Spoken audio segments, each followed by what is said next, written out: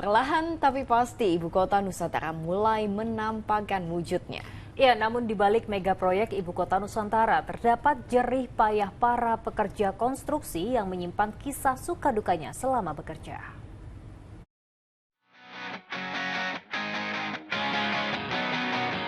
Mega proyek Ibu Kota Nusantara nampaknya akan sulit terwujud tanpa kerja keras dari ribuan tenaga kerja konstruksi. Dan disinilah tempat mereka tinggal selama bekerja di IKN. Sebagian dari mereka merupakan warga lokal Kalimantan Timur, tapi tak sedikit juga yang berasal dari luar Pulau Kalimantan. Mega proyek Ibu Kota Nusantara tanpa pekerja konstruksi mungkin hanya akan menjadi sketsa belaka. Lebih dari 14.000 pekerja mencurahkan tenaga dan keringat mereka untuk mengejar pembangunan IKN agar selesai sesuai target. Namun di balik keseharian mereka yang bekerja hampir setiap hari, tersimpan pengalaman suka dan duka selama membangun ibu kota baru. Di antaranya Arjun, warga asli Penajam Pasir Utara yang bangga terlibat dalam pembangunan kantor presiden. Sebagai HSE di proyek kantor presiden yang ada di kawasan Istana Negara yang nantinya akan digunakan untuk 17 Agustus. Kalau dukanya mungkin ya kalau misalnya hujan itu jalannya cukup licin banget. Dan juga kalau misalnya tidak hujan ya debunya itu luar biasa. Kalau sukanya saya senang bertemu dengan orang-orang penting negara ini. Selain itu, ada juga pekerja yang berasal dari Pulau Jawa. Meski harus menahan rindu dengan keluarga selama merantau bekerja di Pulau Kalimantan, tapi senang karena menjadi saksi dalam pembangunan ibu kota baru.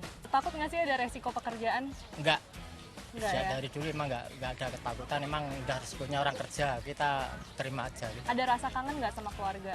Banget. Biasanya gimana ngobatin? Biasanya video call lah. Ya paling debu kalau hujan becek. Capek pasti ya kerja kan. Ya itu aja, nggak ada. Ya rame-rame ikut lihat pembangunan ibu kota gini kan, senang juga kan ikut partisipasi gitu dalam membantu pemerintah lah itu. Proyek pembangunan IKN telah menyerap belasan ribu tenaga kerja konstruksi yang berasal dari berbagai daerah.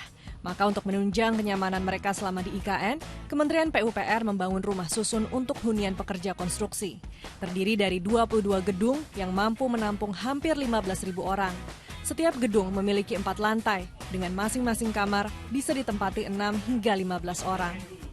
Selain tersedia kamar mandi bersama dan pendingin ruangan atau kipas angin, hunian pekerja konstruksi juga dilengkapi sejumlah fasilitas pendukung lainnya, mulai dari kantin makan, mesin ATM, hingga tempat ibadah masjid. Dengan memberikan hunian yang layak, setidaknya para pekerja bisa beristirahat dengan nyaman setelah bekerja sejak pagi hingga sore. Pada prinsipnya, di sini pun saya bilang kita free lah semuanya. Bahkan sampai kebersihan kamarnya Bu, bukan kamar sih, lorong dan sekeliling hunian itu adalah ditanggung oleh pengelola. Pada prinsipnya bahkan WC yang tersumbat pun saluran segala macam itu ditangani. Mereka cuma tahu memanfaatkan saja. Kini Kementerian PUPR tengah membangun hunian pekerja konstruksi tahap 2 di Ibu Kota Nusantara guna memberikan tempat tinggal berkualitas yang lebih banyak lagi buat para pekerja. Bagaimanapun juga, Ibu Kota Nusantara tak akan terwujud tanpa peluh dan tangan-tangan terampil para pekerja konstruksi yang terlibat dalam proses sejarah baru Indonesia. Rizka Andalina dan Ade Muskita melaporkan dari Ibu Kota Nusantara, Kalimantan Timur.